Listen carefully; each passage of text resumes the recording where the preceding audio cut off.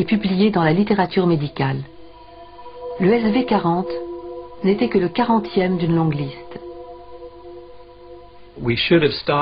À mon avis, on aurait dû arrêter d'utiliser des reins de singe dans la production de virus dès 1960.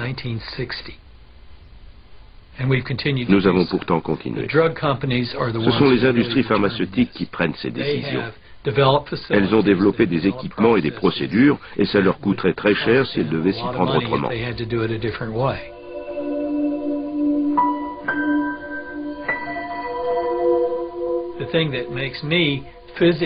Ce qui me met vraiment hors de moi, c'est que, alors que nous avons maintenant, grâce au génie génétique, la possibilité de fabriquer un vaccin anti-polio à base de protéines de synthèse, nous n'en faisons rien. On continue d'utiliser de la purée de reins de singe et de vacciner les enfants avec. Utiliser des singes pour fabriquer des vaccins était et reste toujours dangereux. Le point de départ de la thèse de Curtis est exact. Les vaccins anti-polio étaient bien contaminés par un virus de singe. Mais cela n'est pas suffisant pour comprendre l'apparition du sida. Selon Curtis, Koprowski n'aurait pas fabriqué son vaccin avec des macaques, mais avec des singes verts d'Afrique. Et là, il commet une erreur. Le singe vert n'est pas porteur du virus, ancêtre du sida. Hilary Koprowski s'est sentie bafouée et sérieusement blessée. Le magazine Rolling Stone s'est incliné et s'est publiquement excusé d'avoir publié cet article. Et on en est resté là. Il me semblait que les gens devaient se faire une idée par eux-mêmes, examiner sur pièce et prendre une décision. Je pensais surtout qu'il fallait tout simplement tester le vaccin afin de savoir ce qu'il y avait de fondé ou non dans cette théorie.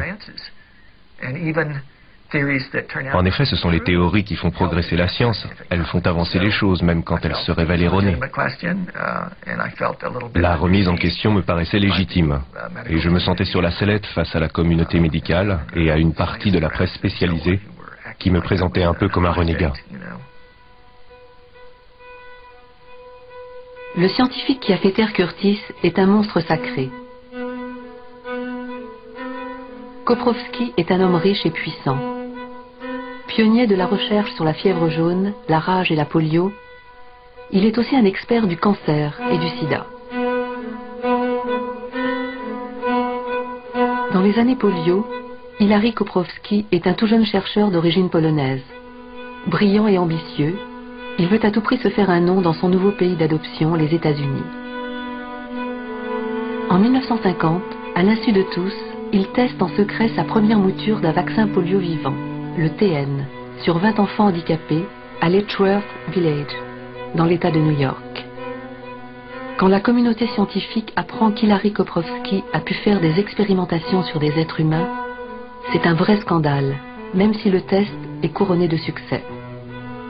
Elle va le sanctionner et Koprowski se voit alors refuser tout soutien des autorités officielles qui lui préfèrent le plus classique, Jonas Salk. Mais Koprowski s'entête et se tourne vers le secteur privé, celui des industries pharmaceutiques. Il poursuit ses recherches et teste différentes versions de son vaccin oral anti-polio sur de petits groupes humains. En 52 à Sonoma, en 53 à nouveau à Letchworth Village, en 54 à Woodbine et en 55 au Clinton Farms. Un événement tragique va lui donner raison. Le 23 avril 1955, 260 enfants ayant reçu le vaccin Salk tombent malades. 11 d'entre eux meurent. L'enquête montrera que des lots provenant du laboratoire Cutter étaient défectueux. La confiance dans le vaccin Salk est ébranlée et Koprowski a la voie libre pour s'imposer. Mais il n'est plus tout seul. Un autre géant de la science dévoile son intention de développer lui aussi un vaccin vivant atténué, Albert Sabin. Entre les deux hommes, la course est lancée et ce sera un duel sans merci.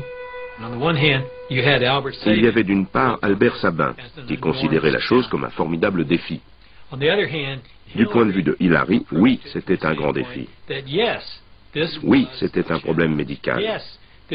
Oui, il serait intéressant de le résoudre. Et oui, on se servirait de tous les moyens possibles et qui resteraient dans la limite de la légalité.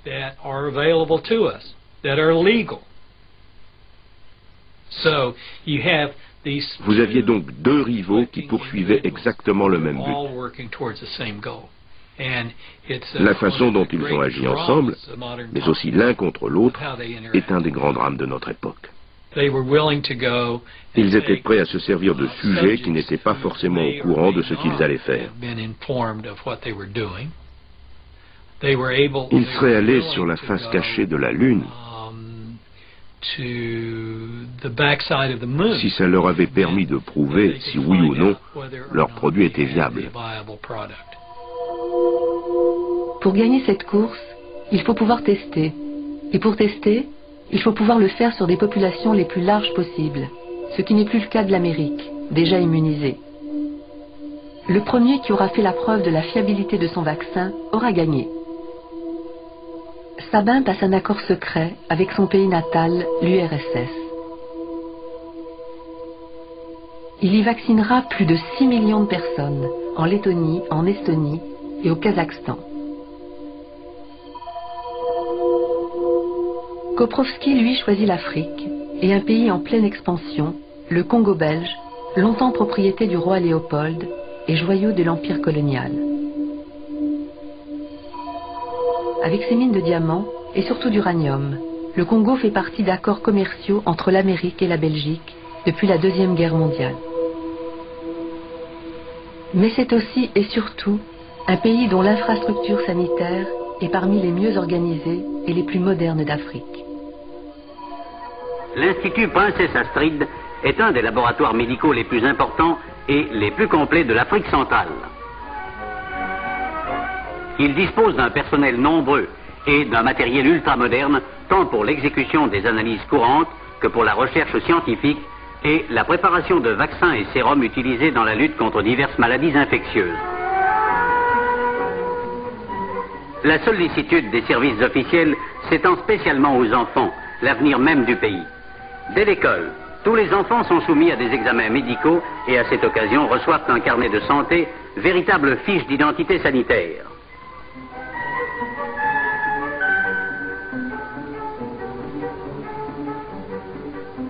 La traçabilité était donc parfaite et faisait de la population indigène un merveilleux outil d'expérimentation.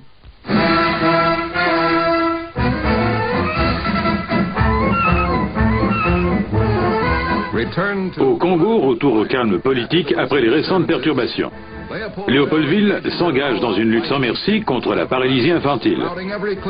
Les hôpitaux sont pleins à craquer de mères avec leurs enfants, lesquels se verront administrer par voie orale un nouveau vaccin contre ce fléau qui frappe les jeunes. Il s'agit d'une préparation à base de virus actifs mise au point aux États-Unis par le docteur Hillary Koprovski de Philadelphie. À la différence de notre célèbre vaccin Salk, celui-ci n'est pas injecté, et si l'on en juge d'après la facilité avec laquelle les enfants l'acceptent, ça doit être bon.